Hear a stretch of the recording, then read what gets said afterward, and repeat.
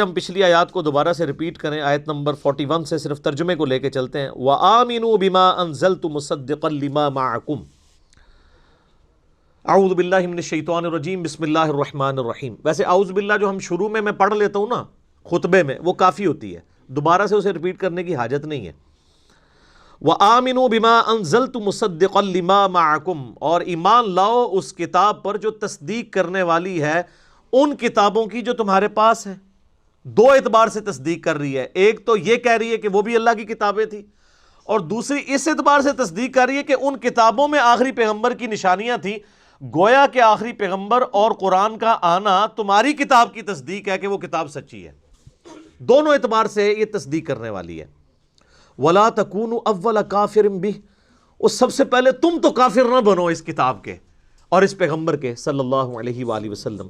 وَلَا تَشْتَرُوا بِآيَاتِي ثَمَنًا قَلِيلًا، اور ہماری آیات کو چند ٹکوں کے عوض تو نہ بیچو۔ وَإِيَّايَ فَاتَّقُونِ، اور صرف مجھی سے ڈرو۔ خوف خدا کے بغیر کوئی چک ہی نہیں ہے، اس کے بغیر آپ کا قبلہ درست ہی نہیں رہ سکتا۔ وَلَا تَلْبِسُوا الْحَقَّ بِالْبَاطِلِ، اور حق کو باطل کے ساتھ مکس مت کرو۔ وَتَكْتُمُوا الْحَقَّ، اور حق کو چھپاؤ بھی مت۔ وَأَنْتُمْ تَعْلَمُونَ، جبکہ تم جانتے تو ہو کہ یہ وہی پیغمبر ہیں جن کی نشانیاں تورات میں موجود تھیں۔ ظاہر عوام کو تو اس چیز کا آئیڈیا نہیں تھا، یہ اللہ تعالیٰ علماء سے کہہ رہا ہے کہ تم تو پہلے کافر نہ بنو، تم تو حق اور باطل کو مکس نہ کرو، جبکہ تم تو جانتے ہو۔ وَأَقِيمُوا الصَّلَاةَ وَآتُوا الزَّكَاةَ وَارْكَعُوا مَعَ الرَّاكِعِينَ، اور نماز کو قائم کرو، زکوٰۃ ادا کرو، اور رکوع کرنے والوں کے ساتھ رکوع کرو، یعنی جماعت کے ساتھ نماز کا اہتمام کرو۔ نماز ظاہر ہے یہودیوں عیسائیوں کے اندر بھی رائج تھی، آج بھی وہ پڑھتے ہیں۔ کئی ایک ارکان تو ہمارے کامن ہیں، آپ یوٹیوب پہ جا کے ان کی نماز کا طریقہ بھی لکھیں تو آپ کو آئیڈیا ہو جائے گا۔ قیام بھی ہے اس میں، یعنی تفسیر میں ایسی روایتیں بھی ملتی ہیں کہ یہودیوں نے رکوع کو سکپ کر دیا ہوا تھا، اس لیے اللہ تعالیٰ نے زور رکوع کے اوپر دیا کہ رکوع کرنے والوں کے ساتھ رکوع کرو، اور دوسرا قول یہ بھی ہے کہ جماعت کے ساتھ نماز کا اہتمام کرنے کا حکم آیا۔ اب دیکھیں دنیا کے عوض دین کو بیچنے کی باری آ رہی ہے تو علماء یہود آگے آگے ہیں۔ آج بھی آپ علماء کا کردار دیکھ سکتے ہیں، یہی ہے۔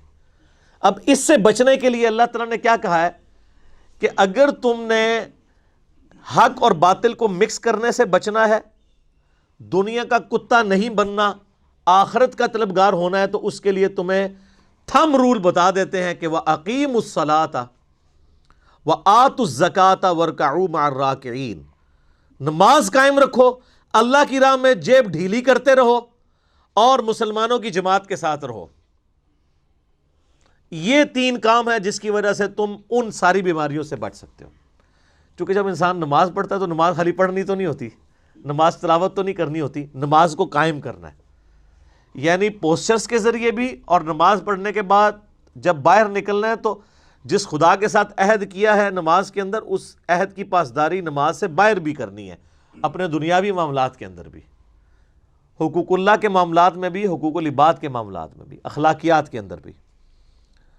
اور جب انسان جیب ڈھیلی کرتا ہے نا جس ہستی کے لیے، تو اس ہستی کی قدر اور منزلت انسان کے دل میں گھر کرتی ہے، اور جو انسان مال خرچ کر رہا ہوتا ہے، مال اور دنیا کی محبت اس سے نکلتی ہے، کیونکہ اس کا یقین ہوتا ہے کہ میرا رب قیامت والے دن مجھے یہ کئی گنا کر کے لوٹائے گا۔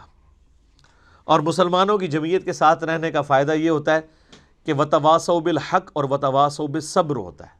اسلام میں جماعتی زندگی کی بڑی اہمیت ہے، اسی لیے تو دیکھیں نا بخاری مسلم دونوں میں حدیث ہے کہ نبی علیہ السلام نے فرمایا کہ اگر ایک خلیفہ کے اوپر متفق ہو جائے امت، تو جو لوگ اس کی مخالفت میں کھڑے ہوں اور کوئی اور شخص اپنی بیعت لینے کی کوشش کرے، اسے قتل کر دو۔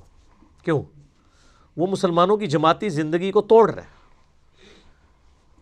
اور اسی حدیث کی بنیاد کے اوپر اور سورۃ الحجرات کی جو آیات ہیں کہ مسلمانوں کا کوئی گروہ باغی ہو جائے تو اسے تلوار کے زور پر اطاعت کے اوپر آمادہ کرو، انہی بنیاد کے اوپر تو مولا علی رضی اللہ تعالیٰ عنہ علیہ السلام نے حضرت معاویہ رضی اللہ تعالیٰ عنہ کے خلاف چڑھائی کی تھی جنگ صفین میں، کہ تم مسلمانوں کی جمعیت کو توڑ رہے ہو۔ کئی لوگ سمجھانے والے تھے لیکن مولا علی چونکہ قرآن کا فہم جانتے تھے، احادیث کو ان سے زیادہ جاننے والا کوئی نہیں تھا، ان کو اس بات کا پتہ تھا کہ اس کا رزلٹ کیا نکلے گا. اور دیکھ لیں آج تک امت بھگت رہی ہے نا رزلٹ. اس وقت اگر امت نے مولا علی کا ساتھ دیا ہوتا تو ہم یہ جو 1300-1400 سال سے رونا رو رہے ہیں اسلامی حکومت کا، تو حکومت بچ گئی ہوتی. تو جماعتی زندگی کی بھی اہمیت ہے.